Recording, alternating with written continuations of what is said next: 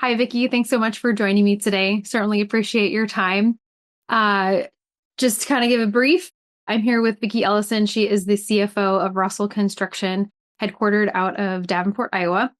And I'm going to keep it brief on my end. So, Vicky, I want to kick it off to you. And why don't you tell us a little bit about your story, how you got started in construction as a CFO? Particularly, I always ask everybody, did you ever aspire to be a construction CFO? And then let's talk a bit about Russell after that, and we'll go from there. Okay, sounds good. Thank you. So I have been with Russell for 8 years now. During that time, my role evolved from a VP of finance role to the CFO role. And recently, I've narrowed my focus to the real estate side of our business. Shifting roles and responsibilities has kind of come with the territory as Russell continues to grow and we adapt to that growth. To answer your original question, I would guess, like many of my peers, I did not aspire for a career in construction out of the gate. I started my career in public accounting and dipped my toe into several different sectors along the way, but found myself really drawn to roles where the financial leadership was more about problem solving and making an impact on the day-to-day in the business rather than just crunching numbers. Construction and development hooked me really quickly because you can see the results of your work. You know, what starts as a drawing and a pro forma, it quickly turns into a real, tangible product in the building that we can all, the whole team can walk through and feel pride in. And I think that's what I love most about this industry is seeing just the impact of what we do. Tell you a little bit about Russell now. Russell is a commercial general contractor and real estate developer. We've got a really strong foundation here in the community. Our story started in 1983 when Jim Russell launched the company with a credit card and a truck. And yeah.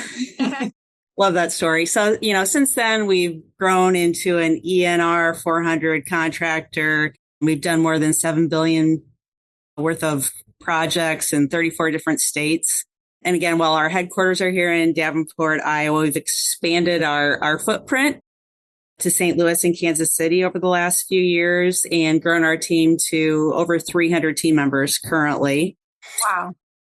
As far as what we do, Russell's a true generalist. We work across all sectors, industrial, healthcare, higher ed, K-12, hospitality, multifamily, governmental. We've done it all. I think that what we are proud of and what sets Russell apart is probably our mission, which is building great people, relationships, and communities. Focusing on that, it influences how and who we hire on our team and how we interact with our clients. One unique about Russell that I have to share, and I know you'll appreciate, is the strong presence of women on our leadership team. So, including our president, Caitlin Russell, 2/3 of our executive team are women, which isn't something that you see every day in the construction industry. No. Yeah. So we have a great team, a really strong team. We have a lot of fun doing what we do. So I've enjoyed my journey thus far and really excited about the future growth plans that we have at Russell. It's great to see that Russell is so supportive of women in construction because it can be really challenging for women to grow their careers in construction, especially because oftentimes you have other family responsibilities and different things like that can hinder career growth. And I mean, you guys have a pretty diverse team. It sounds like you guys have made it work for everybody to have that work life, maybe not balance necessarily, but be able to handle it all and also grow the careers. It's the cliche work hard, play hard environment here, and I do think we are an extremely family friendly environment. So everybody on the team appreciates that. Yeah, that's awesome. Okay. So now, what I want to really dig into is, especially knowing not everybody really starts out aspiring to be a construction CFO.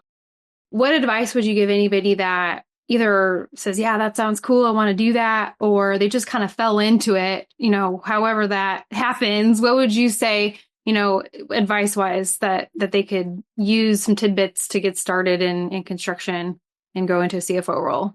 Yeah. So some, I guess, tidbits of advice and the things that, I have had to grow upon my journey. Getting hands-on experience is really important. Don't just focus on financials and journal entries, dive into job cost accounting, WIP schedules, project forecasting, sit in project performance meetings if you can, interact with the operations team as much as possible. The more you can connect finance and operations, the more value you bring to the team as well. I think along with that goes strong relationships, collaborating with the operations team and, the external partners is really key. Subcontractors, those are high risk in our jobs. So, having those relationships and understanding your subs is very important. In a team setting, you don't have to be the smartest person in the room and you don't have to know all the answers, but be able to play off each other's strengths is really important. I think speaking up is important.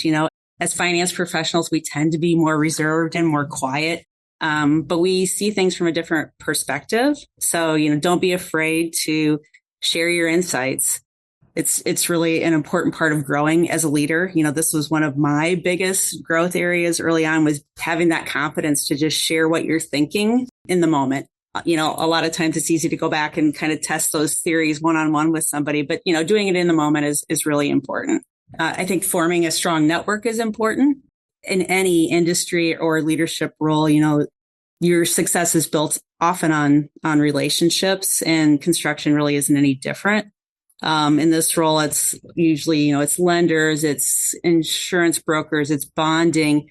I have really enjoyed my participation in peer groups. I think having a real strong a network of peers when something comes up and you just want to bounce something off of somebody, it's great to have that ability to, shoot out an email to a peer group, whether it's a local peer group or a CFMA peer group that you might be part of. Getting that input in the moment is really valuable. Being strategic, it's, again, as you grow into a CFO role, your role becomes more than just reporting the numbers. It's telling the story behind the numbers, and using them to help drive the business forward.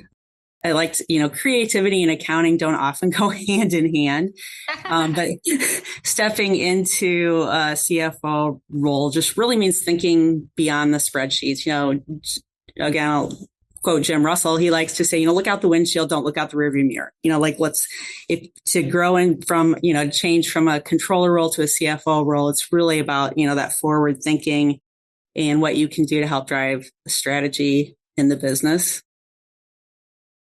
And then probably the last piece of advice is just good life advice, I think, is never stop learning. The industry is always changing. The world is always changing. And, you just need to do what you can to probably keep up with all the change and grow with it. That's great advice. Thank you. Yeah. Before I got into this role, if I were to imagine the CFO, I'd be like, oh, they're just someone that sits back and watches the numbers come through and makes sure everything checks out okay. And I had no idea how relationship based the CFO role is, hearing from you and other folks in a similar position, how key that is for the success of a construction company and getting jobs and keeping them and all that stuff. So it's really good to hear your perspective. And I thank you so much for your time. Oh, thank you. It's been great.